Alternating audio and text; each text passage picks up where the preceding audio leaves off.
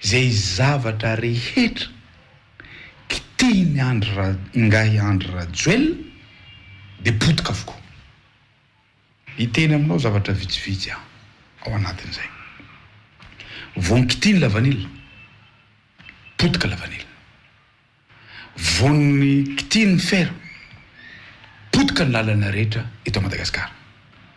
Vony anapa-kevitra izy tamin'ny resaka era Madagascar, Potika ny era Madagascar. Zao. Vony kitiny jirama fefa niarina, fefa nisy vola atao 50 millions de dollars. Vony kitiny jirama, Potika ny jirama. De tenenao amiko androany, inona zavatra tokana ny kitiny mba nandeha? Tenenao amiko, inona? Izay zany ilay fanehoan-kevitra hitantsika araka izany fa fanehoan-kevitra mahakasika ny fomba fitantanana, mahakasika ny zavamisy ihany koa satria dia ny zavamisy no iaingana, ny zavamisy no iarahantsika mahita manoloana izany rehetrarehetra izany satria raha iresaka tokoa isika izany ataontsika hoe airmady zany a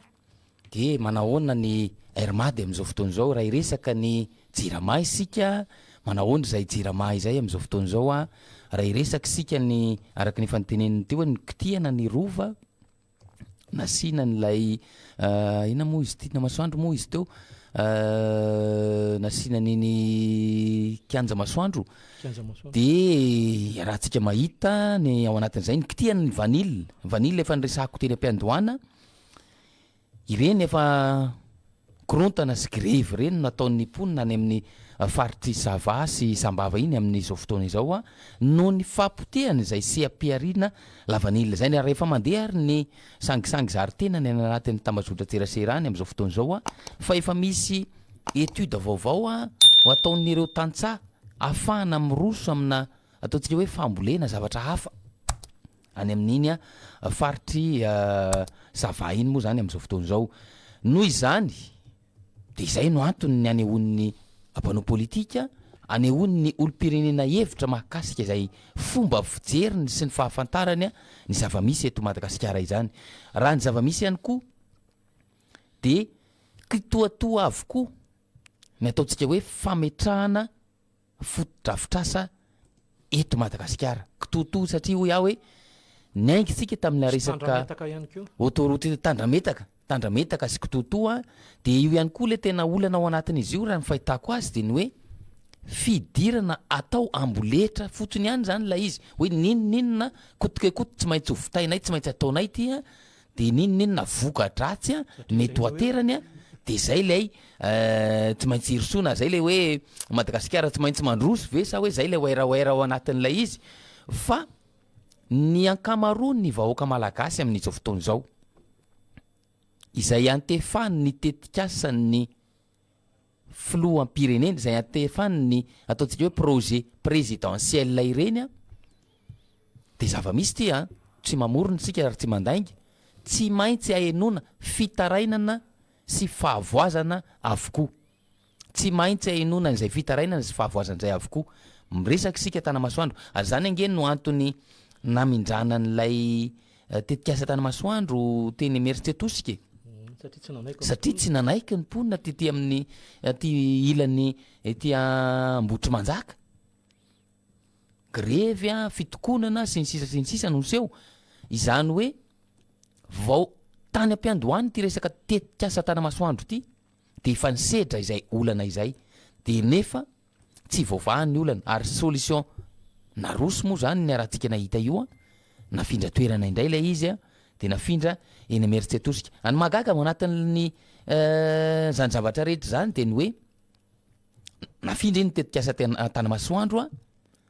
noho izay ataontsika fitakina sy fitokonana ataon'ny olona zay ary ny fahatahorana sy ny fahitana ihany koa mety ho voka-dratsy ateraka izany teto amin'ny tany sy ny firenena dia maninona ary no tsy afindra na iverenana anaovana lalana hafa indray ilay resaka autoroute amin'izao fotoana izao satria izy io dia efa miteraka fahampotehana, miteraka ihany koa fahasimbana ary be dia be ny sakana, be dia be ny faneho-kevitra miaraka amina porofo mazava, miaraka amin'ny fandresen-dahatra mazava, taratasy amina pejy maromaro mitanisa ireo fahavoazana mety ho aterany amin'io lalana misy azy am'izao fotoana zao io, amin'io lalana misy azy am'izao fotoana zao io satria izy io de mandalo tanimbary maro mandalo toerana ataontsika hoe valan-javaboary izay tsy misy afa-tsy eto Madagasikara. Mandalo ihany koa ary mety hanimba ny loharano izay mamatsy ny toby famokarana herinaratra ao an-dekaleka. Izany rehetrarehetra zany ary indrindraindrindra ihany koa moa zany efa tsy resahana intsony ny fahasimbany ny asa fiarina vokatra zany fanotofana zany, ny fahasimbany ny lafin'ny kolotsaina sy ny soatoavina ary indrindra ny tantaram-pirenena malagasy satria voatsela akory nanao fangatahana ny teny amin'ny rovan'Ambohimanga ny resaka an'izy io hoe amotika ny tantaram-pirenena malagasy io lalana io amin'izao fotoana zao. Eo zany no mipetraka amin'ny fanontaniana hoe raha misy an'izay sakana maro be izay, misy an'ity fahavoazana eto amin'ny PK0 ambody fasina ity vao niainga ilay tetikasa de ireny ny any talatany volonondry efa tsy niresantsika intsony satria efa imbetsaka ihany koa ny olona nanao antsoavo satria na ny fanonerana ny tany ary mbola tsy nisy na araisana na ny ariary azy. Izany rehetrarehetra zany de anisany ataontsika hoe sakana ary zany rehetrarehetra zany de pirofo ihany koa manambara fa tsy nisy akory ny fanadihadiana ara-tontolo iainana mahakasika ilay tetikasa, tsy nisy izay fahazoan-dalana ara-tontolo iainana ho an'ny tetikasa izay rehefa ny tetikasa mantsy naiza eto ambonin'ny tany tsy ny eto amintsika ihany tsy tokony roso ny fanaovana tetikasa goavana tahaka ireny raha tsy misy an'izay ataontsika hoe permis environnemental izay na fahazoan-dalana ara-tontolo iainana izay satria iny fahazonana iny permis iny zany de vokatra ny fanadihadiana natao mahakasika ilay hoe inona ny mety ho fahavoazana ho ateraka izany eo amin'ny tontolo iainana, inona ny fahavoazana mety ho ateraka izany tetikasa izany eo amin'ny fiarin'ny mponina, indrindraindrindra ihany koa inona no fahavoazana mety ho ateraka izany amin'ny ataontsika hoe tantara sy ny kolotsaina. Eo nefa ny olana de ny hoe miziriziry ary mini amikipy manoloana zany fitarainana rehetrarehetra zany ny mpitondra. Tsy maintsy irosona ilay tetikasa autoroute, irosona nefany de karazana hoe vola very fotsiny ihany zao satria efa firifiry zay ny camion tatitra tany teny reny mandeha gasoil reny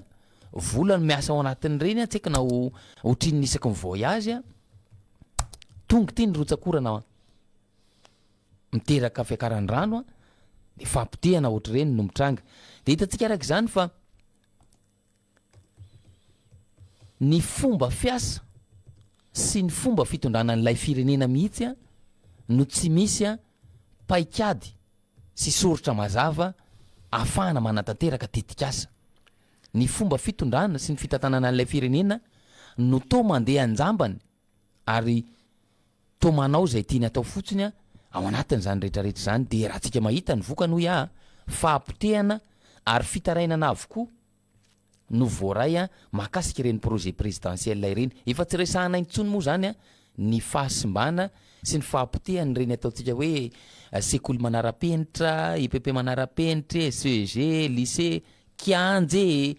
hôpitaly sinsisa raha tanysaina izy ato anatin'ny tambazotra tserasera ato be de be ny mahita an'izany indrindraindrindra ihany koa amin'ireny faritra izay miaina azy ireny sy mahita mivantana de miresa minoa ianareo eto fa tsy mbola misy ny anankiray hoe io fa tsara naoty mahakasika an'izany ataontsika hoe fanorenana manara-penitra napetraka teto Madagasikara zany. Ny fanorenana manara-penitra zay mbola ataontsika hoe intact aloha zany zao zany hoe mbola tsy de tena nahitana fissure, mbola tsy de tena hoe dibo-drano na mbola tsy de tena hoe tsy mandeha arak'izay tokony ho izy de io kianja Barea io kianja Barea mamasina, kianja Barea mamasina nefany iarahantsika mahita fa hatram'izao aloha de mbola miandry hoe azo an'ilay fankatoavana ve sa tsy. Ny teleferika ihany koa moa de ny io miantony eo fotsiny eo any amin'ny gazety ary ny zavatra natsikaiky anahy de ny hoe asindry zareo sarina teleferika eo le mpanaonao sary reny zany de misy sarina faroratra eo akaikin'ilay izy zany hoe zany sary zany tonga de miteny avy hatrany hoe io fa tsy mihetsika le izy de tonga ny halana nao an'le tranony ahafahana makamoka sisa am'le sakafony toizantsika ihany zay avy eo fa hiditra ao anatin'ny faingo vetivety aloha toizantsika izay efa voalaza tetsy ampiandohana sy noentina namana teo ihany ko makasika ny raharaha-pirenena eto amintsika ho amin'ny ankehitriny tsy azo ditso hita to ampamasotsika to vatan'orona ihany ko nefa ny raharaha-pirenena zay fantatritsika resahantsika ny resaka momban'ny hoe faritra rehetra eto analamanga amin'ny akapobeany dia dibodrano avokoa betsaka ireo mitaraina tao anatin'izany maro amin'ireo olona to lasa mandrimandry manana retina maro amin'ireo olona ihany koa nefa notrany hoe falisahirana ohatran'ny kokeliny tsipaza-potsombary maro amin'izy ireo ihany koa no lasa menoeno anatin'ilay toerana zay ametrahana an'ireny trabona ireny ny antony ilazana an'izany zavatra rehetrarehetra izany rehefa nijery ny teny amin'ny sehatra maro isan-karazany hipetrahana izy ireny ohatra hoe nytetsy ampefiloha ny tetsy mamasina rehefa nojerena ifotony dia mipetrapetraka fotsiny eo le olona marobe ao anatina sehatra maro isan-karazany fa rehefa mijery ihany koa ny makasika ny raharaha-pirenena eto amintsika ny hoe inona ny zavatra misy manoloana an'ireny tranga zay loza ra-bojanary reny de gaga ny rehetra rehefa miaina zany ao anatin'ilay fiainana andavanandro dia tsy ahitana olona ao anatin'ireny tokantrano reny fa lasa le mitady izy sy mikaroka izay arapaka ao anatin'izay sehatra izay fa ny zavatra misy nefa no amin'ny ankehitriny ao anatin'ny tony sehatra maro isan-karazany tony dia lasa ihany ny saina maneritreritra hoe ireo zavatra zay hita sy tsapa amin'ireto olona ireto izay mipetraka anatin'ireny toerana ho an'ny trabona ireny dia miandry an'ilay tolorana fotsiny izy ho avy eo ny fitondram-panjakana anatitra sakafo masaka sy loka raha nampatsihivitsika tamin'ny fotoanan'ny vaninandro mahitany teto Madagasikara dia no hoe nanaterana sakafo masaka izy ireo fa noho indray le tratra nytondradrano dia nanaterana fotsombary sy voamaina indray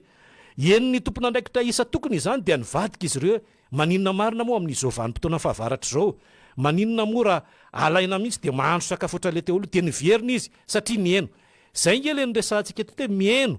ny onjam-peo ny valo am'valopolo teboka valo ny fitondram-panjakana zay efa tamy vo nanomboka mihitsy dia efa niteny hoe misotra azy ireo izay ao anatin'ny fandaharana fianona ny fandaharana deona fandehany efa natsidika ihany moa ny fananantsika vahiny ihany koa andrea tsy lavo hery gaetan dia hoentintsika ihany koa izy hitondra ny zavatra marary any amin'ny faritra zay misy azy ankasitrany ianao marjona eto tokoa ny vahintsika androany raha rotona satria zareo zany de avy any amin'ny faritra varatry ny nosy iny amina any Bealanana moa izy teo raha tsy diso ny olana ao anatin'izany rehetrarehetra zany de ny makasika ny aty ataontsika hoe fananantany olany ty fananantany ity de mipetraka ary misy mandrakariva moa zany na iza eto Madagasikara indrindraindrindra ihany koa amin'iny tapany avaratry ny nosy iny eo moa zany de mbola mipetraka amin'ny fanontaniana hoe noho ny fananan'ilay arena ankibon-tany ao anatiny ve na noho ny fananana n'ilay arena ankibon-tany arena ety amboniny sy ny sisa fa de mipetraka izay fanontaniana zay satria maromaro ny velaran-tany maromaro ihany koa ny olona ataontsika hoe victime ao anatin'izany rehetrarehetra zany ho an'ny any Bealanana manokana zany zao ny zava-misy de ny hoe fianakaviana hatrany amin'ny arivo any hoany no victime ao anatin'ity olana misy aminareo ty nareo moa zany zao de tonga eto Antananarivo mihitsy mitady vahaolana ho amin'izay hoe inona no azo atao satria ny toejavatra de ny hoe efa mba niezaka ihany ny karakara sy jery ny fomba rehetra de tsy mivita tany atoerana de zay ny antony ny akarana ka eto indrindra anao afaka miresaka bebe kokoa an'ity olana misy any aminareo ty ve inona tena zavatra misy marina makasika anazy io misaotra indrindra nanomeny fitenenana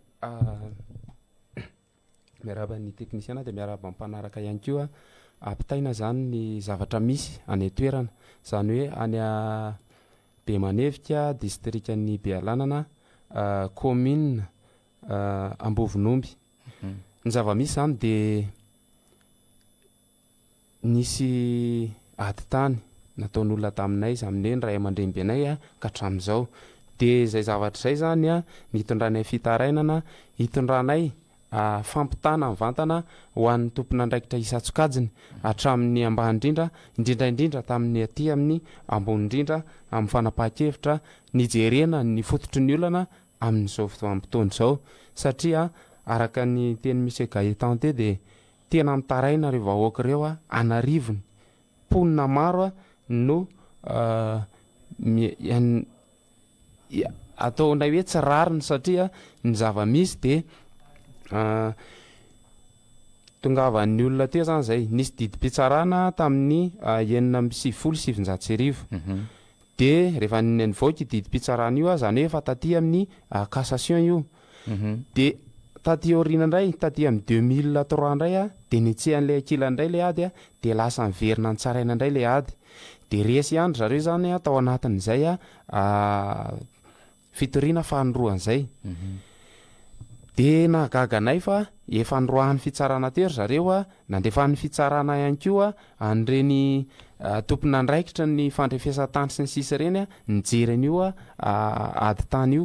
dia efa nisy fandaminana napetraka hatramin'izany dia nisy ny fanalanan'izy ireo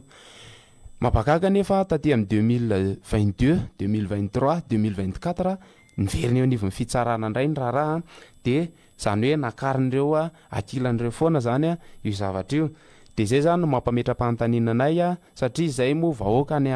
ambanivohitra be any tsy mahafantatra an'izay tena hoe fandaminana raharaha-panjakana ka zay hoentiny eo aminay eo dia lasa voatery tsy maintsy ekenay satria amin'ny teny vahiny koa ny zavatra hoentiny eo anatrehanay dia tsy fantatray zany hoe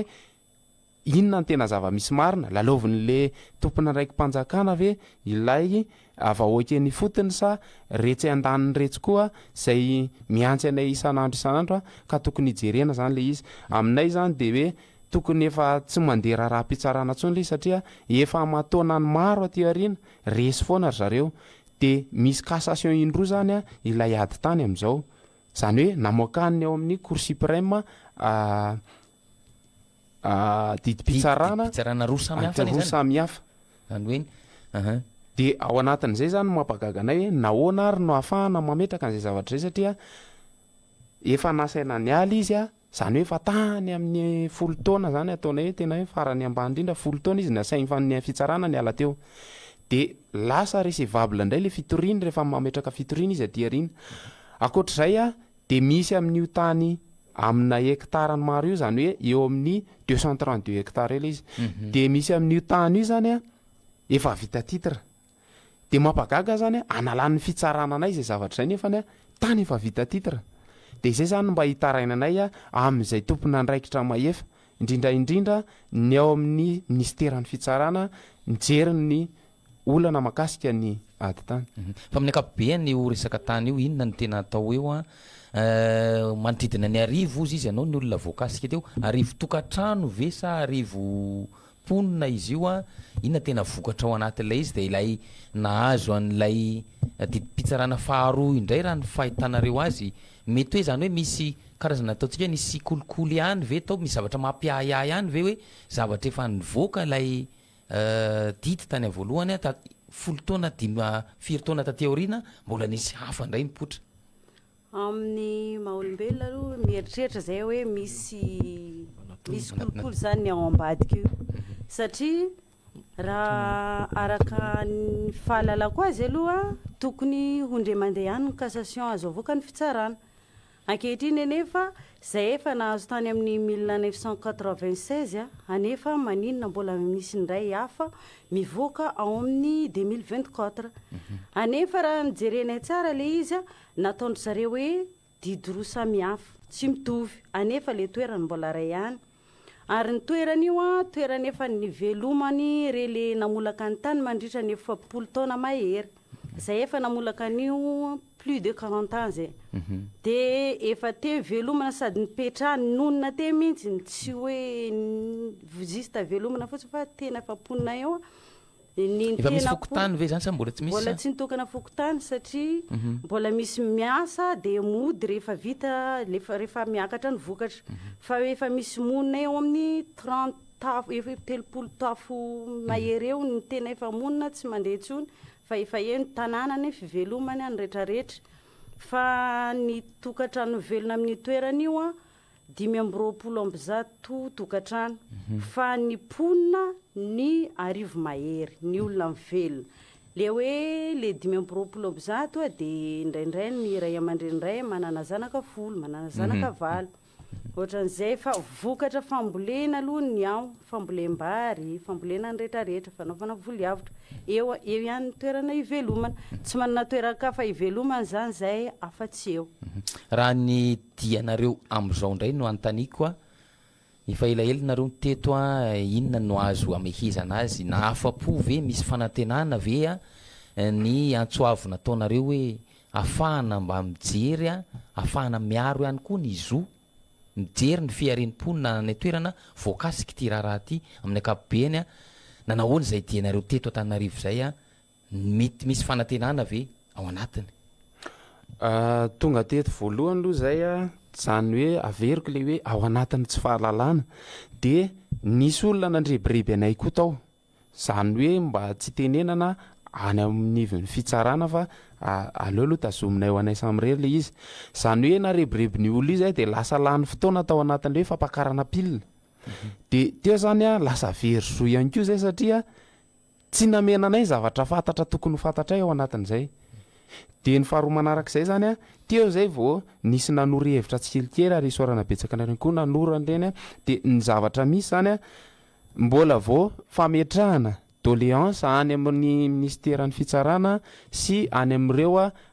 ratsamangaika miaro ny zon'olombelona zay zany ny dingana nataonay hatreto zany hoe ny fahafapo zany loha hatreto a mbola tsisy retour avy any amin'ndrareo de tsy hitanay zay tenenina mahakasika ny fahafapo ka zay no antony ampitana an'le hoe mba jereo akaiky rety olana ity satria raha ny fahitanay anazy de zao le atsona amin'le hoe atteinte à la propriété zany hoe fanohitohinana ny zo amin'ny fananatany hoe nao efa manana titre de lasa alana teo indray ary ihany koa eo ihany koa le hoe efa namoakan'ny fitsarana didy tao anatin'ny 5 taona tany aloha de ateo arina indray de amoakana fanoroa indray a de mampalahelo zay vahoaka ny fotony de zay zany ny tena hoe fahafapotedavinay zany de hoe nijerena faran'izay aingana anyreto vahoaka ny fotony reto satria tsy misy ivelomany zay am'izao ny ray aman-dreninay zany am'izao a namboly teo amin'ny terany io ary misy karazana volo mbola mipetraka eo a tsy avelaky ty anay tsony ary raha sendra mba misy fianakavinay mandeha eo a misy amin'ireo ekipanay mandeha eo satria amin'arivo nozy izay mivela eo de enjehan'ireo zany hoe tena menace de mort mihitsy ny mahazo anay zany ny zavatra manitikitika anankely fotsiny hoe inona no ny hitanao hoe tena fahadisoana tao anatin'lay hoe eo aloha lay hoe atao amin'ny teny frantsay daholo ny dingana rehetra mahakasika ny ataontsika hoe ny any amin'ny fitsarana sy ny PV rehetrarehetra zay miainga lesoka anankiray mety tokony ho arenina ve zay raha mifahitanao azy a de mifaharoa manaraka an'izay le hoe am'izao fotoana zao a efa tsy mahazo mikitika tsony ve an'ilay tany anareo a ireo vahoaka arivo mahery reo a raha izay fomba firesaka anao teo zay hoe lasa misy menace de mort raha vo manatony eo amin'le toerany ny voaka ny didy pitsarana avy amin'ny cour suprême tamin'ny taontsika hoe septembre 2024 teo de tonga teo aminay reo ankilan'ireo a niaraka tamin'ny huissier a namaky an'le didy a taty amin'ny octobre zany hoe tao anatin'izay zany a de tokony nanana fotoana zay ny omanana ny lana teo amin'ny toerana mampagaga anay nefa afaka andro vitsivitsy tateo arina de tonga izy rehetrarehetra zany hoe reo ekipany rehetrarehetra mifanohatra aminay reo a miaraka amin'ny fitaovam-piadiana namaky anay teo mihitsy zany hoe tena hoe nyrobaina mihitsy zany zay teo amin'ny toerana io zany hoe nisy ratsy anonona fotsiny a nidorany zareo ny trano ratsy anonona fotsiny a nangalarany zareo hatramin'ny akoamam-borinay de zay zavatra zay zany a hatram'izao raha mba hoe mijery an'le fambolena eny zay hoe zahay nefa namboly an'io hoe fambolena mbola eo atoerana am'izao a de tsy azonay kitihana tsy azonay hidirana tsony eo atoerana satria anjehandry zareo zay ekipanay miditra eo amin'le toerana ankasitrahany ianareo a nitondra an'izay fanazavan'izay a mahakasika an'ity olan'ny fananatany ity satria de maromaro tokoa ny iaran'ny ataontsika hoe tsirariny iaran'ny fahaverezanjo a noho izay olany fananatany eto amintsika izay eo zany no mampametra-panontaniana antsika hoe inona marina moa zany ny tena tanjontsika ao anatiny izany rehetrarehetra zany. Ny malagasy ve no avela ianina sy ivelona amin'ny tany a sa iza? Raha ohatra ka misy malagasy hafa indray a omena tombon-dahy manokana ao anatin'izany rehetrarehetra zany a de maninona le anankiray a no tsy mahazo, zany hoe mipetraka ve ny ataontsika hoe fanavakavahana ao anatin'izany rehetrarehetra zany a nefa samy malagasy ihany koa isika ao anatiny. Fantaniko farany mialohan'ny amarana ny resadresaka ataotsika, inona no antsoavo ataonareo a manoloana ity zava-misy a iainanareo any toerana ty? Manao antsoavo zay amin'ny tompona andraikitra isan'ny manambaratonga matoa zay niakatra taty de ny fahitana anazy efa tsy voalaminy eny toerana ntsony ny toedrara, zany hoe na natrena amin'ny fitsarana ambaratonga voalohany misy anay aza de manjary mampiayay anay zany ny toe-java-misy ka anaovanay antsoavy indrindrandrindra amin'ny raha azo ampitaina hatrany amin'ny filohan'ny repoblika satria vahoakany eo amin'ny arivon'izay a na ny an-daniny aza mety hoe vahoaka fa vitsy anisany izahay kosa izy. De zay zany nanaovanay antsoavy jereo akaiky tia jerevo ny vahaolana farany izay ngana makasika an'ireo indrindraindrindra inona ny velomany a inona ny onenana, zany hoe ny toeram-ponenana tsy misy a ny velomana ihany koa inona ny veloman'ireo oloreo. De anaovanay antsoavy zany zay a ary indrindraindrindra makasika an'ilay fanohitohinana ny zoanay amin'ny fananantany sy le zoanay maha-olombelona anay ny ratraina tao a de lasa matahotra le vahoaka eny ambanivohatra. Ny farany de ampitainay indrindraindrindra amin'ny solombavam-bahoaka anay, solombava-vahoaka rehetrarehetra ihany koa rehefa mba misy re mba didim-pitsarana ohatr'ireny tsara ihany raha mba asiana dikateny amin'ny malagasy na misy aza ny amin'ny français de tsara ihany mba misy dikateny amin'ny malagasy ho an'le mponina eny ambanivohatra tsy mahafantatra ninninona satria lasa reny lasa fototra voalohany anjakan'ny kolikoly de anaovanay antsoavy zay zavatra zay. Misaotra tompoko. Ankasitrany anareo ao anatin'izany rehetrarehetra zany de izay moa zany mazava iny ny olana makasika ny fananantany de hitantsika teo fa misy tepoka maromaro azo tomona ao anatin'izany rehetrarehetra zany natsona manokana mihitsy moa ry zareo satria de tojo an'izay ataontsika hoe fandalovany eto Antananarivo renivohitra zany lavitra zany toerana zany raha avy eto Antananarivo indrindrandrindra amin'izao fotoana ratsy lalana izao de 3 andro 4 andro vao tonga any amin'izany toerana zany raha hiakatra ty Antananarivo zany de 4 andro no eny an-dalana fotsiny zany. De izay mihitsy no anton-dia, izay no antony ny akarany eto Antananarivo renivohitra moa zany hitady an'izay ataontsika hoe lalana azo izorana, hitady an'izay ataontsika hoe dernier rempart zany afahana miaro mitady sy mitaky ny zo amma olo-pirenena amma ataontsika hoe tantsaha mpamokatra azy ireo. Iarahantsika mahita fa olana ary iraisan'ny rehetrarehetra zany olona ny fananantany zany ohatra iray ilay vahiny niaraka tamintsika teto fa raha ny olana ny fananantany eto Madagasikara no resantsika de tafiditra ao anatin'izany ataontsika hoe fahaverezan-jo tsy misy mpiaino ary victime ao anatin'ny ataontsika hoe kolikoly sy ny fampiasana voly zany. Nisy tepoka ray ihany koa ny resahany manokana teo de ilay hoe inona no vahaolana ho ataontsika mahakasika ireto ataontsika hoe taratasy mpanjakana amin'ny teny frantsay. Ahoana ny ahafahana manamorana mamadika an'izany ho teny malagasy ranoray mba ho fantatry ilay olona iantefany ilay afatra fonosiny reny taratasy ireny. Io moa zany de miteraka olana be nitodika tany amin'ny antenimera ny vahintsika teo nanao antsoavy hoe tokony mba hojerena ny fahafahana mandinika, fahafahana mijery an'izany ataontsika hoe fanovana na indrindrandrindra ny ataontsika hoe na de tsy ny ampahany rehetra amin'ny kasika ny fitsarana aza fa ny ataontsika hoe ireny karazana didy samy hafa ireny tokony ho fantatry ilay olona mazava hoe inona no voarakitra ao anatin'ireny. Ary io de tena olana goavana mihitsy amin'izao fotoana izao eo moa ny sasany de manararoatra rehefa teny frantsay lay izy any amin'ny tontolo ambanivohitra mety mbola maromaro ny olona tsy mahafehy an'zany teny frantsay zany de asaina manao soni lay olona de manao soni izy nefa tsy fantany na hoe tapahana ny lohanao avy eo na ho tapahana ny lohana alaina ny tany alaina ny trano sy ny sisa tsy fantany le tena votoatin'lay fanapaha-kevitra zany de eo zany niteraka olana goavana ka hitodena manokana amin'ny solombavambahoaka eo zany no tena ahitana ihany koa hoe mba solombavambahoaka iady ary vonina iaro ny vahoaka mifidy azy hoe ny solombavambahoaka atsika sa hijanona arak'ilay efa firesakytsika hatramin'izay hoe solombavambahoaka mpanao eny tompokoa na mipitakatikatra ho an'ny tenany manokana fotsiny na mpanangatanana na ihany koa tafiditra ao anatin'ireny aferafera samihafa reny ny arahantsika nahita moa fa ilay solombavambahoaka farany teo tena tratrarana sokatra maro be teny anteroka tamin'iny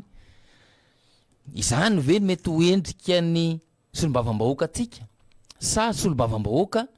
vonina iady sy ijoro ho an'ny vahoaka malagasy de eo zany de atsipy amin'ireo solombavambahoaka sahady ny hevitra atsipy ihany koa ny afatra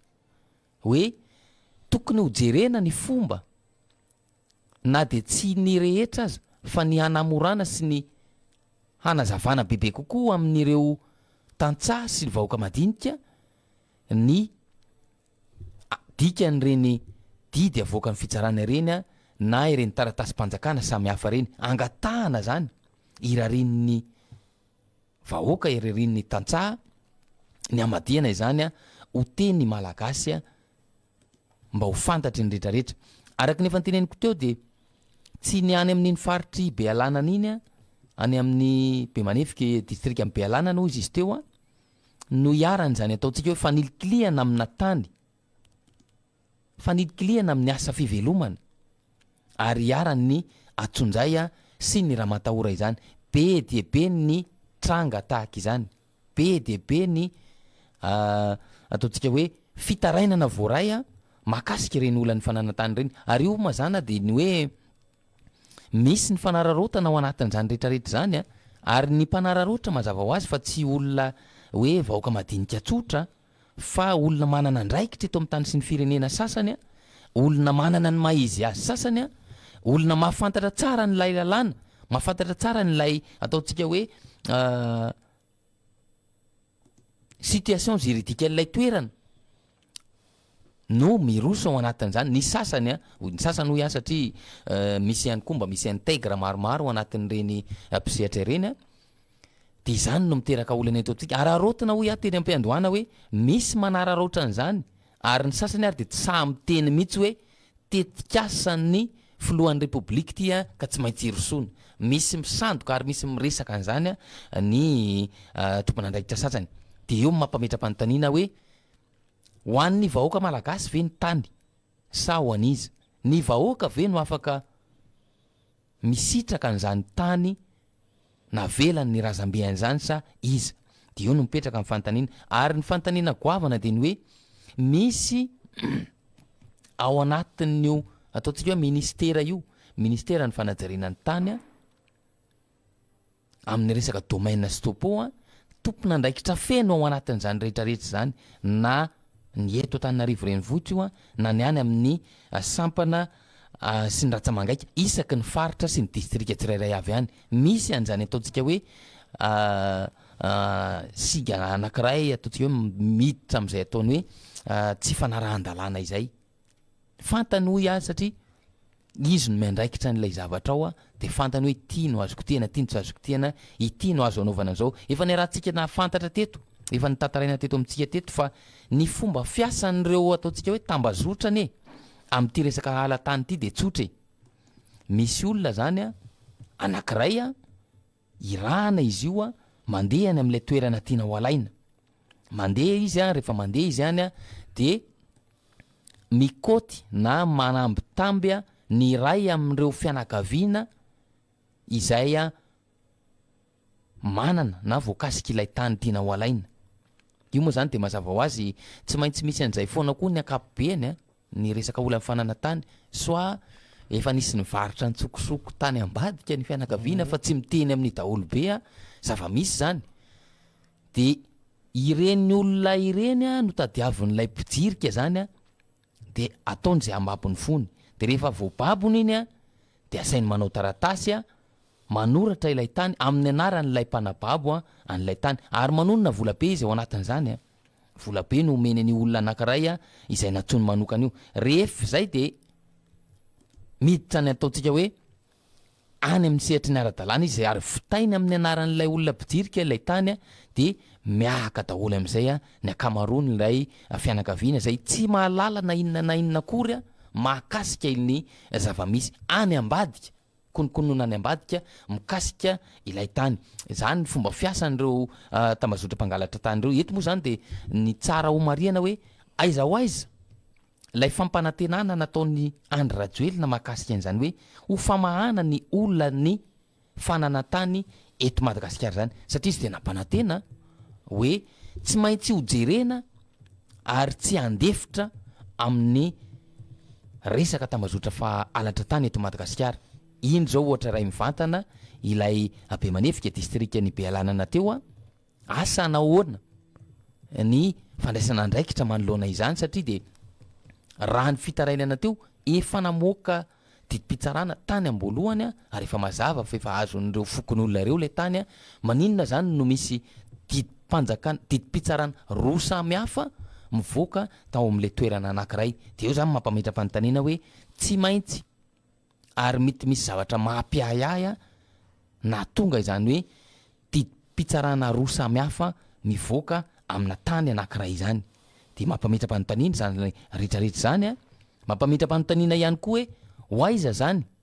ireto fianakaviana amanarivony ireto a esorina amin'ny tany nefa ny rahantsika ny hainy teo fa efa nisy ny fandorana trano tany an-toerana efa nisy ny famonoana n'ireo biby fiompy sy ny sisa famotehana ny voly sy ny fiarian'ireo mponina ireo a manoloana izay zavatra izay aiza ho aiza ny zo ananany ny olona tsirairay a eo anatrehan'izany rehetrarehetra zany hotoizatsika ihany ny resaka fananantany iny fa ny mampametra-panontaniana ihany koa ao anatin'izany de ny hoe manana solobavambahoakany iny faritry be alanana iny am'izao fotoana zao e de nefa raha ny fiteniny teo de tsy miditra ary tsy tafiditra ao anatiny ataontsika hoe fiarovana sy ny fijoroana hiaro ny vahoaka zany a ilay olona natao hoe isolo vava azy tsy miditra zany hoe lasa ohatrany hoe tsy manana mpisolo vava ihany zany lay vahoaka de onjonjony samyrery a nafarany lay vahoaka mihitsy no tapa-kevitra hoe alao zay hitady lalana hafa hitady vahaolana ambonimbony kokoa ahafahana mamahany olana ao anatin'izany rehetrarehetra zany ny olana ihany koa de ny hoe fanainina ary misy manao fanainina mihitsy a raha te haka ny tany izy a araka ny teneniko teo de miteny hoe anaovana tetikasan'ny mpitondra fanjakany ty anaovana tetikasan'ny filoha-pireneny ty a de tsy maintsy zao ny atao eto misy an'izany fanararotan'izany a ary mitrangy zany fanararotan'izany a am'izao fotoana zao raha tsy resaka tsy afa-tsy ny any an-tanamasoandro ny any amin'ny tanamasoandro ani ka tafiditra ao anatin'ilay hoe projet présidentiel lay tanamasoandro a fa efa misy ampahatany betsaka lafo antsokosoko a taony ao ambadika n'izany rehetrarehetra zany hiditra kely ao anatin'ny faingo aloha isika de toizatsika ny fandarana rehefa aveo miteraka olana besaka manerana Madagasikara ny resaka momba fananantany eto amintsika ary tsy voa izao fa nandritra ny fitondrany Rajoelina Andry nirina ny sin'izay lasan'ny olona izay ny tany Malagasy raha lasan'le samy Malagasy hoy ny fanionkevitry ny sasany zay mampahonena ihany tsy de maninona fa le hoe le vahiny avy any ivelany mihitsy manjakazaka sy lasa mifehan'ilay tany Malagasy de zay malasa saina maneritreritra ao amin'ny ankehitriny isika ao a nosy tsy oatra ny firenena afrikana na ny europeana na ny azia na ny amerikana ntsika hoe rehefa misy ny zavatra tsy mety ao anatin'ilay izy noho ny adipoky sy ny fandroana maro isan-karazany de mikisaka ao amin'ilay faritra fa itsika raha mikisaka de anaty ranomasina de laniny antsantsany tsy misy zany ny kisahana fa tokony apetraka zany ny paikady mazava ho an'ny fitondram-panjakana hoe ny tany izay an'ny Malagasy de aloha hipetraka ho an'ny Malagasy hatrany izany ary tokony ao anatin'ilay izy ihany koa ilay fanofana le mandritra le 7 taona izy moa re olona ny velona ao anatin'izany efa génération fahafiry zany raha ohatra ka apetraka ao anatin'izy ity fa fametrahana ifotony amin'izay hoe fananatany izay tsy ny eto analamanga fa manerana Madagasikara izy ity ary ny akamarony matoa tsy miady itsony itsika amin'ireo nosy kely manodidina dia fa mieritrereta zany isika satria tsika teto ny vato manoarandrana atao anatin'izay fakana azy ireo raha nisy ny hoe atsangano ny komisiona zay ifampirara dia tsika mihitsy nangataka hoe aloaloha lamma dia misesy dia mivavaka dia mikofesy fa ny zavatra misy aina vahoaka malagasy ao amin'ny ankehitriny dia le hoe le kely ananany no mbola alain'ny olona indray zay efa mivelomany nandritry ny folo fahampanjaka mandrakitiany anio zany hoe le lova mifindra tamin'ireo taranaka mahatonga azy aza tany izay fa amin'ny ankehitriny efa tsy izany ntsony ny zavatra misy ainana eto Madagasikara fa efa anjakan'ny olotokana izay fananatany zay indrindra moa fa ny reo vahiny ireo dia toy zatsika ny famakinany SMS ny fidirana rehefa aveo salama tompoko izay aty Betafo fa io fitondrana tsy mitsinjo ary tsy mitondra fampandrosoana ny fitondrana dia mampahory ny vahoaka ohatra zao ny fampanantenana ilay vary safiotra ho ny SMS salamakolo salama dafy salama izay ka fa hoany ty fakasitrahana azo ny flotie sa tena tsy mijery ny fijaliana aty amintsika ve ny anivelany any fa dia zaraina maimaim-pony izany salamakolo salama izay ka ny tena marina ny Rajoelina tsy mahay ninona fa ry manonona anaran'olona maromaro izy eto no manosika azy ao ambadika izay salamakolo tena enjana ranga ny fiakaran'ny rano nefa dia tsy misy fijerena aloha izay dia miandry fotsiny ao anatin'ny fanampiana maro isan-karazany zay ingely efa nle zaraina efa nizarina tanyle fanomezana sy tolotolotra kely tsy mahavita na inona ianareo dia zao nareo mibaradaka ihany tao anatin'izay salamakolo tena marina rangano nambaranareo tamin'iny herinandro iny hoe nidina tety fotony ilay be ny tanàna no fampelezan-kevitra feno fotaka be ary no indray izy lany teo amin'le toerany dia manao tazan-davitra fotsiny sisa tena tsy meloza fa tena izay mihitsy salama ianareo Tencemena dao ny zavatra iainan'ny vahoaka malagasy no manosika azy hidina an-dalambe ka anala ny fitondram-panjakana efa ny raha antsika nahita ny etsika nataon'ireo isaparitra zay nanana fahasahina lehibe amin'ireo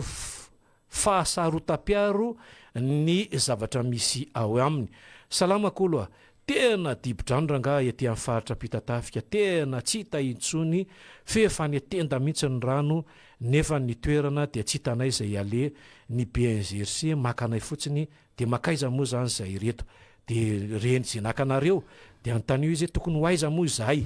dia manahoana ihany koa satria zay ny antaniny ato hoe re Filoha nalay trano ny rivan'iny ihany dia fa foana ihany koa ny entanao anatin'ilay tokantrano satria zany tena misy le hoe na ilomanosako aran'io tonga ilomanosan'le mpangalatra ihany koa zany dia angalariny daholo zay ilomanosan'ny miverina koa miaraka amin'ny entana dia tena mamantana trano vita ondry zareo rehefa ohatra hoe mba andeha hijery kely le trano hoe sao dia mba androdana sao dia mba ahoana dia tsisy zany hoe mamantana trano foana zany tsisy entana ntsony ao anatin'izay tokantranon'izay salamakolo izahay avaty Toliary ranga somary tsy dia mahariva ohatra ny tapatapaka fa azo efina ihany tsy tony teo aloha inona no fepetra raisina amin'ity fandrina nyity onjapeo ity salamakolo aty ngamany SMS farany andriatsilaverika etan tena mahafinaritra rangava ty ny onjapeo mivelatra ho an'ny rehetra na mpanohatra io na ao anatin'ny fitondram-panjakana io na ny olotsotra dia maneho hevitra avokoa ary vakinareo ihany koa ny SMS sy ny teny marososina zay tonga eo anareo fa tsy misy sivana isorana ianareo isorana ihany koa isika rehetra aminatin'izay famezam-baovao sy ny fiarahana izay satria zay ny tena zava-dehibe igny ny onjapeo sy ny fahitalavitra dia fitezana sy fanabeazana dia zay le tezainay anareo hoe ohatran'izao no zavatra izay atao rehefa mitenitsika dia le onjapeo raha vavy ary aza manonona azy efa fantatra izy sy le olona ohatran'izao dia efa fantatry ny olona ne raha vao miteniny atsika hoe ny olona ny eto Madagasikara dia mitohana fifamovozana dia manan-karena dia zay zany le izy fantatritsika ny olona ny teny izany rehefa miatseny eny an'ireny grande surface reny dia manan-karena dia fantatritsika ny olona ny teny izany raha miteny hoe rainlainga dia fantatritsika ianao andratsilavo de tonga de fantatritsika zany tonga de azosika saina maneritreritra lay olona hoe zany lay olona zay maneoneviny ao anatin'zany lay fahazahoana aloha iny le amboara azony Rajoelina niriny iny mbola amin'ny taona 1924 iny voakalazainy eto hoe fa so tsika diso eritreritra fa nitolorana iny de amin'ny taona 1924 fantanina mbola eo ve izy zay zao anisany baraingo be satria efa fantatritsika fa mahafahapahana taon'ny ratsy atao-kavana amin'izao fotoana izao ny raha-pirenena eto amintsika efa maneho hevitra avokoa ny rehetra isika zao raha mbola hiteny ihany hoe mantry Madagascar ary mbola naverin'ny banky iraisam-pirenena sy ny sehatra iraisam-pirenena ny ta an'izay fahantranintsika eto Madagascar izay de mbola isy hiteny ve hoe manan-karentsika eto aza mampitovy lakana manjahatra raha manana ianao de fa ianao zany ny manana fa tsy ny vahoaka malagasy teneny fotsiny ohatran'izy le fa fantatritsika le izy le nyteny hoe manan-karena malagasy izy zany no manana fa tsy le malagasy ray manontolo no manana fa nen'le malagasy le tedavina an'io ary mbola manahirana anazy mihitsy ny am'izao fotoana izao efa amin'ny 20 zao mbola be deaibe ny olona am'izao fotoana izao mbola inona ary ny arotsaka satria tsy mbola misy izay arotsaka ao anatin'ny vilany zay izay afahantsika miditra vatana amin'izao fotoana izao ny 032 12 888 37 032 888 37 afahantsika miditra vatana de ovakina ihany ny teny maro sosona mba tsy telikafatra intsony zay satria de efa tsy mitelikafatra intsony zay am'izao fotoana izao ankasitrany maro jaona ao anatin'izany rehetrarehetra zany maromaro tokoa ny ataontsika hoe SMS voaray amin'ity anio ity de ovakitsika amiandalana eto moa zany rehetrarehetra zany efa misy ihany koa ny antso raisina zay tafiditra 032 12 888 37 araka ny teneny maro jaona teo efa misy antso tafiditra sady ary miaraba tompoko tapaka izy tapaka ny SMS zany no toizatsika ao anatin'izany rehetrarehetra zany aloha mbola miverina indray miaraba tompoko salama dafy avy eto Bekomondro Toliariany nisy fizarana vary menaka nataony BNGRC tao amin'ny tanàna io vary efa pologony menaka 1 litatra ny mampalahelo nefa rehefa nandeha reny olona nanome vary sy menaka ireny de naka vary 5 gony ny zandaro sy polisy ny ambina teo ny fologony nafindra toerana hafa ny sisa ambiny kosa no zaraina tamin'ny vahoaka teo ka samina azo 5 kapoka isan'olona mampalahelo dafy raha mpitandro filaminana yaro sy anampy ny vahoaka no lasa manararoatra ny vahoaka indray zay zany zava-misy tany Bekomondro tany mila jerena akaiky ny mahakasika izany miaraba tompoko tapitra le misy mensista miantso de tsy tafiditra izy fizarana toizatsika ihany ny SMS ao anatin'izany rehetrarehetra zany ary misy antso tafiditra miaraba tompoko miaraba soke miaraba ny vahoaka malagasy miaraba ny manaraka ny fiahoana ny fandehany rehetrarehetra mandinika nga tamin'le zavatra miteneninao vao teo hoe ny hoanina an'io mbola ho tediavina amin'izao maraiky 20 mbola tsisy ny arotsaka tsy ny hoanina an'io intsony no tediavina an'io ny vahoaka malagasy fa ny hoanina androany mbola vao tediavina rahampitso zany hoe ny hanina hoanina androany zany mba makapitso anao tsy androany ny tediavana ho an'iny fa rahampitso anao vao hitady vola karama kely dokira kely andoavana an'le sakafo ny hoanina ho androany faharoa manarak'izay tena tafiditra anaty fahasahiranana tanteraka ny malagasy amin'izao fotoana izao ny mpitondra fanjakana eto amintsika tena nanaraka an'le série ao amin'ny Star Times le gros verse fa tena mitovy tsy misy valaka amin'ny série iny ny zava-misy eto Madagascar amin'izao fotoana izao miatseza ny roa milatsaka fahavalo-pirenena ny atsy milatsaka fahavalom-bahoaka ny aroa ny fitondrana amin'izao fotoana izao raha afaka nandefa misilina ho an'ny Madagascar izy de tena nataony mihitsy zany ary tena mitanjon'ireo de ny amodika tanteraka any Madagascar reo anefa tsy zavatra hoe reo ane mipetraka izy bon tsy mipetraka izy bon ohatran'ny zala surbilana ne efa andeha ho any amin'ny tamin'ny karana rehefa miala amin'ny fitondrana nefa manana building nany izy fa itsika makaizy isika mipetraka amin'ny trano sase tsy misy tsony na ny arapaka ary tsy misy tena mampalahelo raha ngafa mananga mavesatra amintsika malagasy zany mba ho tonga sainy dia mankasiraka indrindra tompo. Akasitrany ianao tamin'izay faneho-kevitra zay ary voaray ihany koa ny afatra ary voarain'ny olona raha vao miteny ianao hoe ngasorobilany zany antso manaraka raisitsika miaraba tompoko. Miaraba gaetana. Salama tompoko. Miaraba ny teknisianinao madame Ravy ihany. Ien tompoko. Vao teo mihitsy misy raha nitatra radio Ravavy teo zao teo. Dia maningavo hoe maninona raha mba eny rehefa tsy mifoana le didy amin'ny teny frantsay dia mba adika mitovy amin'ny teny gasy. Tena fianakaviana tena fomafy be mihitsy satria raha ohatra nahy manokana arany mila 1986 any afaka BBC tao anatin'ilay fanagasiana be mihitsy fa tsy nanenenako zany tsy dia ilaiko le frantsay. Tsika ve nga tsika any Frantsa no amoana didy maninona tsy atao amin'ny teny gasy izy io. Fa tena mampalahelo be tena marina le teneninareo tsy fantatry ny olona akoriny. Dia inona ozy izy niteneniny dia inona ozy izy ianao nitenenin'le mpanohana tao hoe miomaninareo ozy izy mametraka président vaovao amin'ny 2028 dia ataovy amin'ny teny gasy. Dia zany ve fomba fanehoana hevitra. Ny ianao tsy manoha tsy hitako hoe inona ny fanoherana amin'izany manazava fotsiny ianao hoe ataovy amin'ny teny gasy adika amin'ny teny gasy mitovy. Misy amin'ny teny voaka amin'ny teny frantsay tsy maninona izy zany efa izay no nahazatra. Dia misy mivoaka amin'ny teny gasy fa tena tsy fantatry ny olona ary gaetany tena mampalahelo ka manao sy ny fahatany fotsiny le olona. Tsy fantany kory ny dikan'le izy ao na izaho manokana raha tsy dia mahay an'izany tena sahako manery tena amin'izany. Fa zavatra tena mampalahelo tsisy mahay manery tena mihitsy hoe inona nataontsika amin'ity firenena ity efa hita fa tsy mandroso tsy mandeha. Dia maninona raha miray ina hoe maninona no ampediny vazaha foana e. Maninona raha miray ina hoe inona no anaremantsika amin'ity migasy fiarahamanitsika ity. Tena hoe tsika tokony hiverina andoharany mihitsy dia hiverina mahagasy antsika mihitsy anohatra zao rehetrarehetra tsy mety zao fa tena mampalahelo tsika ry gaetana. Tena mariny mampalahelo no avataranakitsika raha izao foana ve. Zao dia efa mirere ny olona hoa amin'ny 2028 efa mirere be fa anazy ihany io dia zao tsy haiko hoe ovonoana gré zao dia hoe tany. Tsy haiko hoe mety misy arena indray ve amin'ny tany tenena any Bealalany fa tena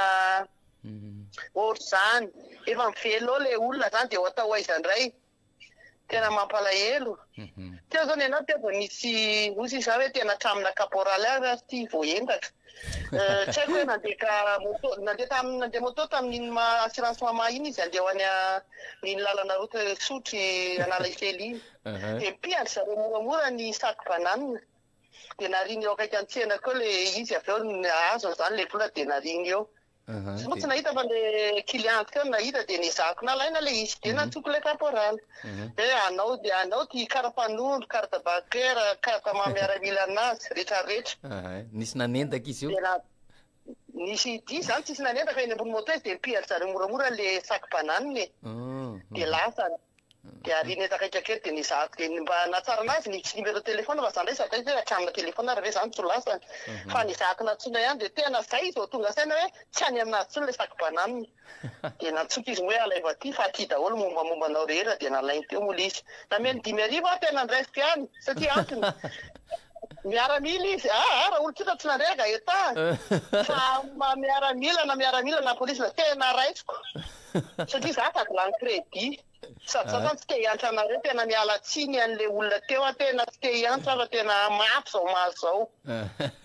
Zay dia mahakasitraka e. Ena re akasitrany. Mety foana mbola manambola mity crédit. Ena re akasitrany ianao. Ndray anjara mivantana tato anatin'ny fandarana. Misy efa miansista miantso maromaro atao anatin'ny émission vetivety io mpiandrasana ny antso manaraka ary salama dafy avy aty Toliary raha ny zarany BNGRC fanampiana mbola namafisiny ihany lay teo dia le hoe nalain'ny mpitandro filaminana ny 5 gony tamin'ireo vary reo izy miaraba tompoko. Salama. Ien tompoko dia ahoana fandehany? Ahoana fandehany? Ien to ary faneho-kevitra eo. Faneho-kevitra dia ny firenena zany tena ohatran'ny mampalahelo be. Maninona ny tombotsoan'ny vahiny foana ny jereo fa tsy ny tombotsoan'ny gasy. Dia ohatrany hoe le mpandro mpangalana tany dia ilay tany be omena ny vahiny no rapaina amin'ny gasy nefa tanina gasy mba mazava aminareo moa izany tiako lasaina sany oy tena mampametra-panontaniana sy malasa eritreritra mihitsy taninao eto Madagasikara malagasy ianao dia rapain'le manam-pahefana le tompon'andraikitra indray le taninao omena ny vahiny eto Madagasikara tena tsy ohatrany hoe tsy mety mihitsy izany tsy lozika mihitsy izany dia zay izany tena hoe mametra-panontaniana le ohatra io mpitondra io hoe tsika nge tsy te hoe igrevy tsy te hoe hanonga-mpanjakany fa le zavatra ataony izany efa tena tsy rariny tsy tokony eny vahoaka ne teny alohany hoe alana andrina toy izay alam-bahoaka dia le zavatra ataony izany tokony hoe le vahoaka aloha no enony hoe inona izany mampikainkaina an'ireto vahoaka hoe reto inona ny priorité fa tsy hoe priorité ny vahiny no jerena rereny ho any amin'ny vahiny hoe rereny any amin'ny vahiny tsy haiko nahazo inona tany amin'ny vahiny tany rere foana ny tadiaviny any amin'ny vahiny any fa tsy le hoe inona ny rereko mba ho faly ny vahoaka ho ento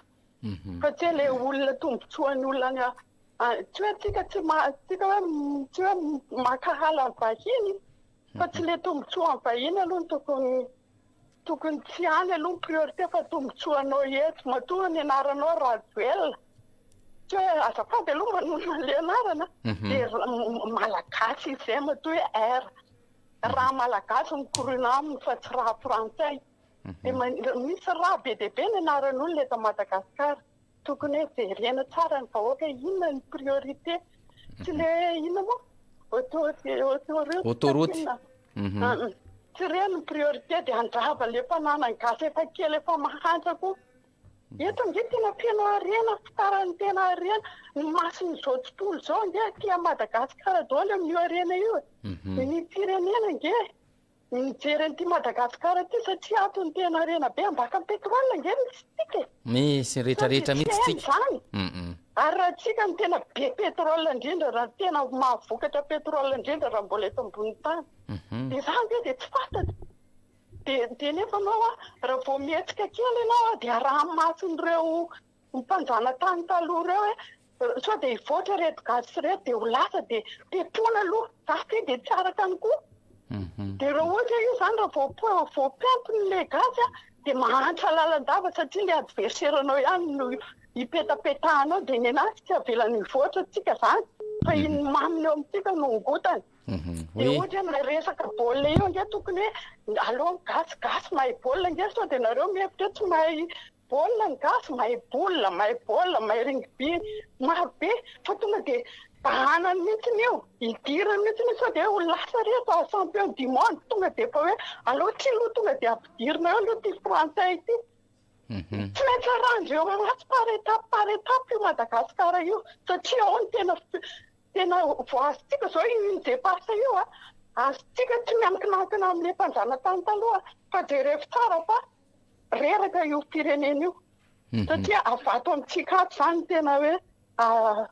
ino moa loharano-source idiram-bolany dia izy manara-maso be atsika dia izany mba hoe tokony mieritreritra ny tsirairay amin'izay zavatra zay afatrako amin'ireo mpitondra izay ho avy eo aloha satria ny hitanao no mahatonga atsika hoe tsy vahaolanao ny migrevy satria vao maika politika atsika fa tokony hoe le mpitondra izany mba hanaraka an'le tenitsika vahoaka hoe inona ny tena ilayntsika fa tsy ny tenin'olona ny firenena miankina aty amintsika napepo atsika ty no arahana resaka dia izay izany tokony hoe priorité inona aloha ny ilay vahoaka ny sakafo ny fahasalamana ny asa zay vao manaraka ny rehetrarehetra zay izany ny tena priorité amin'izao fiainana izao fa tsy hoe andehanao autoroute dia lany vola be ny fananganana orinasa tokony gasy ny manangana fa tsy vahiny rangano no manjaka eto vitatsika gasy nge manao na sardina io nge vitatsika gasy izany ny voatabia amin'ny boaty ny rehetrarehetra be dia be ny orinasa tokony hatsangany gasy dia arahana maso koa ohatra hoe ataony fidiram-bola ny mpanjakana dia ny ohatra hoe orinasa mpanjakana zany manakana zany dia zay ohatra tsy mahay mitantana dia asiana sazy mahazo an'inyle directeur aminy asiana mpanara-masy hoe ahoana mandeha ny asan'ity vao tsy mandeha dia roasina na misy zavatra atao anazy sazy amena anazy dia zany dia tsy hay dahoana eny ary hoe ankasitrany ianao amin'ny zavatra fotoana koa kely dia makasitraka anareo dia misaotra anareo mbola ahafahana miresaka eny ary aza misaraka fandarana miantso indray ianao rapitsy miesaka ihany a manome an'le izy fa tsara tena maro de makasitraka eny tompoko ankasitrany ianao anatin'izany rehetrarehetra zany a lavalava izy teo a ary maromaro dia manararaotra kely amin'ilay fahafahana miditra ao anatin'le antso moa zany satria dia maromaro ny miezaka miantso direct miaraba tompoko vonoina le radio dia afaka maneho hevitra avy hatrany ahoana fa dia manalavitra an'le radio anao na vonoina le radio dia telefona enona olona tsika eto Madagasikara zany a dia ny mpanohitra aza mandany zato isanjato a ny filohan'ny antenimera-pirenena zay efa lazaina fa tsy ankasitra jereo tsara tany Kristina razana masozy naongana tsisy gasy tsy ny etiko ary nalahelo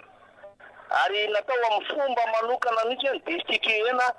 tsy hoe naongana tsy ho filohan'ny antenimera-ny pirenena fotsiny fa nalana tsy ho député mihitsy tam'izany zany hoe amboko pirenena tsy fitiavatany amin'ny tokony ananan'reto mpanohitra nanohitra tamin'ny 11 candidat nanohitra tamin'ny député mbola nanohitra tamin'ny mera inona ny dikany tsisy dikany le izy satria nahoana mbola landany zato isanjato amin'ny toeriste zareo aty aorina izy rehefa antanina dia inona zavatra forcé fotsiny le malety ny zava-dehibe an'zareo fa tsy le solotena ny vahoaka dia zava-misy tiana tsindrina zany eto dia zao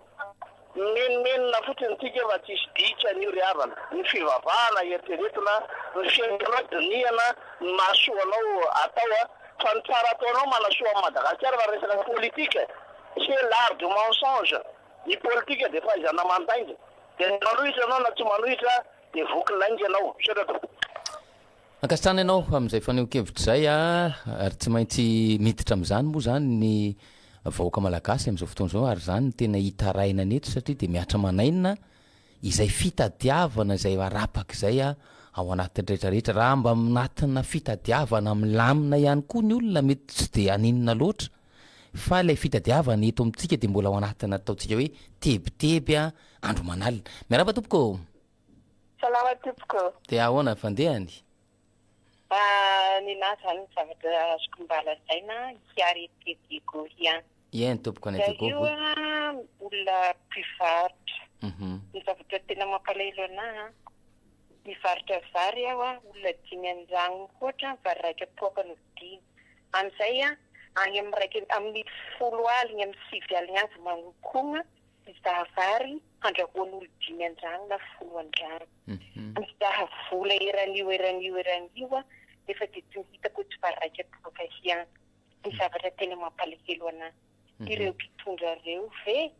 mba mahasantaka tsara fa ity tany Madagasikara ity dia ary Tananan'Andriamanitra feno harena ambany tany ambony tany eny amin'ny rivotra sy ny karazana nataon'Andriamanitra ampy mihitsy ny fahasoavana rehetra mba olona misy kristiana manday fanasany tompo ihany reo mpitondra reo dia tsy mba malaka fotoana mangina mieritreritra zao manjoan'ny malagasy rehetra izao mampitomagny ny zava-misy za tsy mba mpanao politika fa ny raha angatahako fotsiny dia zao mba hay zareo mpivavaka manontolo hitanareo ve isaky ny alarobia zareo misy raha tomboka ny eto Madagasikara alarobia liana mba hanombohany azy manina raha mba alarobia koa manomboka mivavaka mifadihanana mivavaka manontolo mba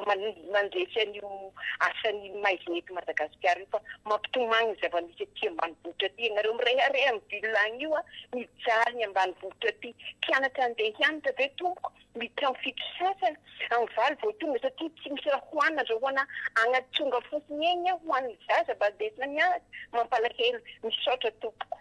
ankasitrany ianao amin'izay ampahany ataontsika hoe zava-misy marina iaina ny vahoaka makasika ny fahasairanana izay miaraba tompoko tapaka le antso a misy de tena mbola lombolombony zay araka ny fomba fiteny a ny fijaliana iaina ny malagasy amin'izao fotoana zao le rangaha teo nanao hoe sao de mba mahay ny hiram-pirenena efa elaela ty message ty a salamadafy vary atia morondafa angambana izy ty 700 ny kapoka fa orana ato manjeky mo ny vidim-piainana koa miakatra ny orana aloha de manjeky ary de tena misy maromaro ny dibo-drano amin'izao fotoana zao a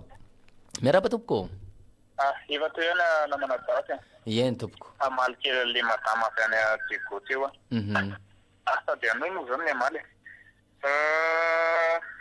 sika eto Madagasikara ianao madama miteny hoe mifadikanina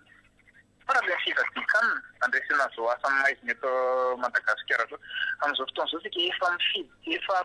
raha izao nge arahantsika vavaka nge zao tsy finanantsika hanina zao hoe tonga de fifadikanina lehibe ary tena goavana manerana ny nosy mihitsy zao raha arahantsika vavaka faharoa manarak'izay ianao nalahelo hoe misy ankizy andeha anatra ny fitosasany tsy mbola sakafo eto amiko za moa somary mivatra kely zay isan'andro de tena misy tena tonga eto amiko misy fako veo arina misy fako malahelo satria za olona miteraka de lasa ohatrany hoe sorapan'Andriamanitra aloha mbola misy zavatra kely hoe ozaray kely ho an'ireo olon'ireo hoe za tsy miteny hoe manana betibe fa zakoary fa diran'ovana fa mbo manana kely ihany ahako a fa ho sarasaraiko an'ireo kara le manao soa de faharoa manarak'izay mangataka rangatsika hoe ho anay zany mangataka mihitsy za zay mba misy ranga mijoro mpisorona eto amin'ny fitondranan'ity firenena ty reo 11 candidat reo mangataka zay mba ajoroiranga nareo fa nivanay nareo fa vonona zay ary tena vonona zay miaraka amin'ny angady sy ny arina de makasitraka tompoko amin'izay faneho-kevitra izay toizatsika izay rehefa aveo fa hiditra ao anatin'ny faingo vetivety aloha isika aza miala toka kely aloha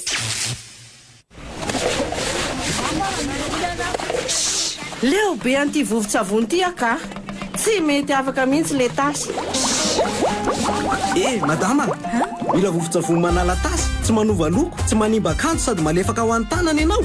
be 29 mety aminao sady manitra no kely fotsiny de efa ampy ary mandroatra tsara tsy zay ihany fa tena mandaitrana amin'ny akanjo fotsiny amin'ny akanjo miloko inona tsony ny akoatra zay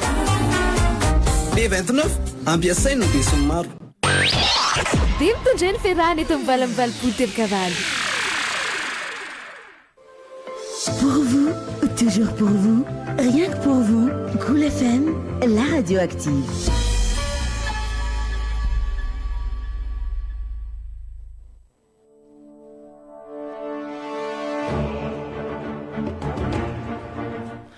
inary sita averina atao anatin'ny fandarana indray araky ny antso sy ny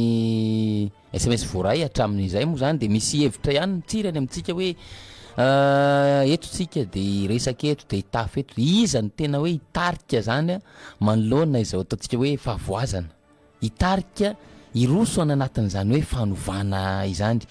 nisy mpanao politika zay tena mpanaraka mivantana ary tsy mafoy ny fandarantsika ihany koa naneo ny heviny mahakasika izay fanontaniana petrakitsika zay hoe iza moa zany no afaka mitarika ao anatin'ny ataontsika hoe fanoherana ny ataontsika hoe firosonana anatin'izany fanovana zany de tahaka izao ny fomba faneho ny hevitra manoloana izay fanontaniana mipetraka izay andeha hoaraintsika ary izay faneho ny hevitra izay Madagascar zany fomba fijery diso zany resaka hoe mila pitarika zany fijery diso zany zay ny tsy ampy eto Madagascar zany ny fandrindrana fa tsy ny fitariana fa ny olona rehetrarehetra eo de pitarika daholo ao ny pitarika tokantrano ao ny pitarika fiangonana ao ny pitarika fikambanana ao samy pitarika daholo ny olona rehetrarehetra eo ka izy ny rehetrarehetinao tarianao fa kosa ahoana ny fomba andrindrana an'izay zavatra mitranga rehetrarehetra zay ka io zany izay le ilana le fitambarana mba isiny zay fandrindrana natokana ho entina manatanteraka ny fanavotana an'le firenena de rehefa tonga am'zany tsy ho ela zany de tonga am'zany tsika am'izay fandrindrana tokana zany mba isiny lalana tokana action tokana hevitra tokana mba hoentitsika manarina an'ity firenetsika ty anavotana azy eo ampelantanany reto olona tena mpampahory vahoaka reto Enary zay zany faneokevitra ihany koa zay ohatran'ny any rehetra toizantsika ny tsisy commentaire intsony fa efa nazava toizantsika ny famakina ny SMS salama zay atoliary mijaly dobodrano nefa tsisy mijery salama kolo mba mila mandinika mihitsy tsika gasy satria efa zanana amin'ny fomba hafa mihitsy tsika mitsangana ary malagasy erika ty ambodratrimo fokotany ambovo no mandefa ny afatra antsota fiditra manaraka miaraba tompoko ia verina kely gaeta ien tompoko ia za nanentana mihitsy teto hoe alohany anaovantsika zatra rehetrarehetra azo hivavaka tsika isaka tsy miposaka amin'ny masandro a dia mivavaka tsika mandogalika mitomany tena mihina fa tomany daholo zay rehetra mivavaka eo satria mafy zao dia ataontsika miaraka amin'ny masoandro iny mihitsy ny alahelo-tsika isaka zay hiposaka eo sitoandro fotsiny angatahako aminareo zay vonina zany satria ny iotenenka ty any aro vintsika tena nomboka le izy fa itsika koa mila miasa ao anatin'izay fa finatsiara anazy moa dia zava-pony efa nanentana zay teto fa mbola tsy tanteraka le izy aza lefa mitondra vavaka foana ny atanteraka anazy dia ho antsika zay malalan'Andriamanitra zay manao fahamarinana mangataka re tompoko zay vavaka ho firenentsika ty isaka zay miposaka vao miposaka mihitsy io masoandro io dia mandogalika dia mipodika any masoandro tsika fito andro alohan'ny anaovazantsika zavatra rehetrarehetra tsika tsy mila fitarika zany fa itsika dia afaka manao an'izany rehetrarehetra zany fa asa dia bobe mihitsy mila resentsika ka zay zay mazoto fa le numéro ngamba tsy azo aparitaka be fa indraindray efa tsy de tiky any zay fa hotenenka fotsiny hoe amin'izao tsika nanomboka dia manao tsika ko fa taminakay aloha madame Oliva fa izy moa no tena nangataka mafy an'izay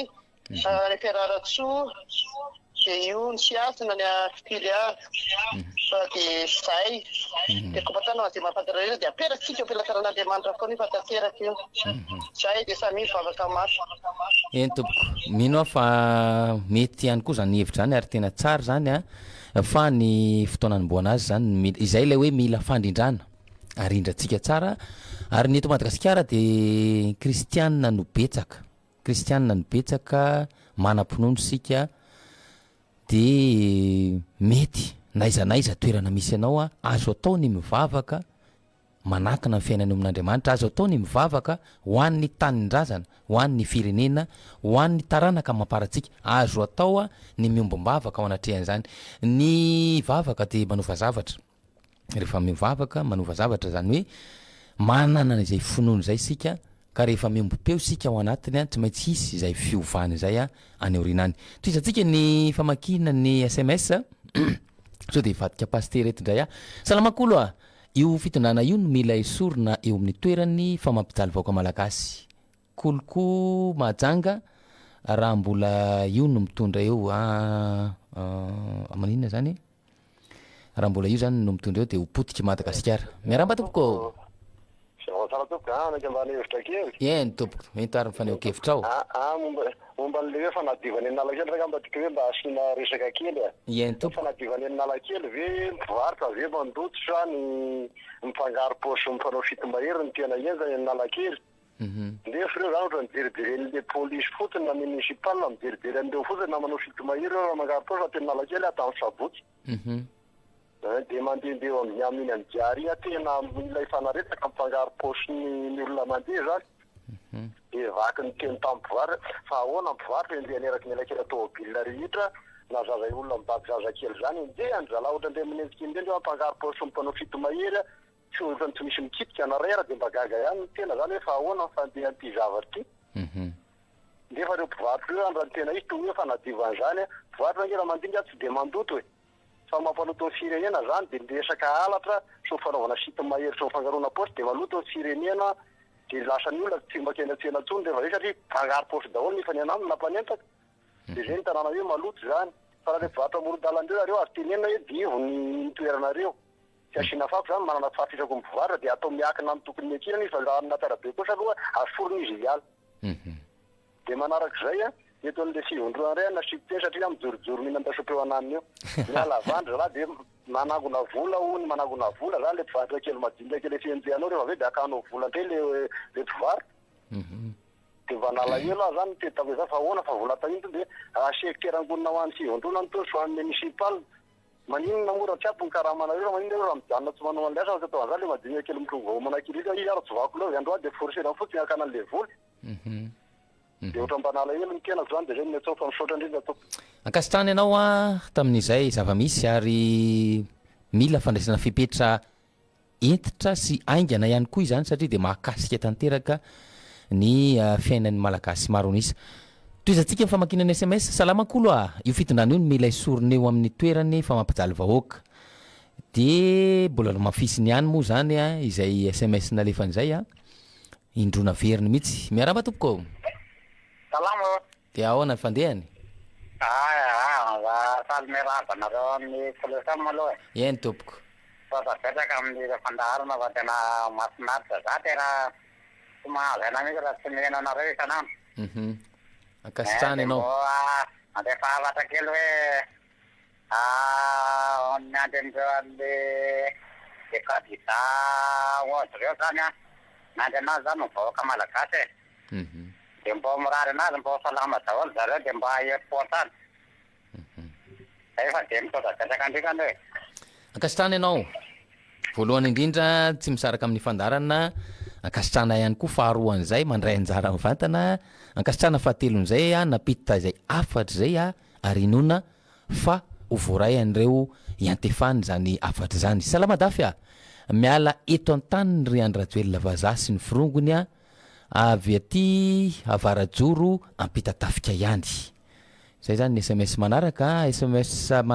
salut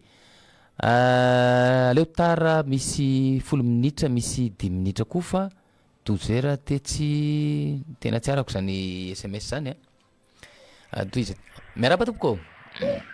salama tompoko dia ahoana ny fandehany dia ahoana fandehany ye antsira be afaka maneho hevitra avy hatrany ianao faly miarabanareo ny ao dia ahoana fandehany aloha eny tompoko misy atyatira be aty dia mahatsikiaka misy aloha raha ny alitaony tanàna sy ny zava-misy aty ny lalana vara fa vita ny jiranao moa dia tapaka mbe fa miverina ve ny jiro any amin'izao izy aloha verina fa amin'ny ariva foana zany izy mitapaka tena hoe mampisaitaika tanteraka mihitsy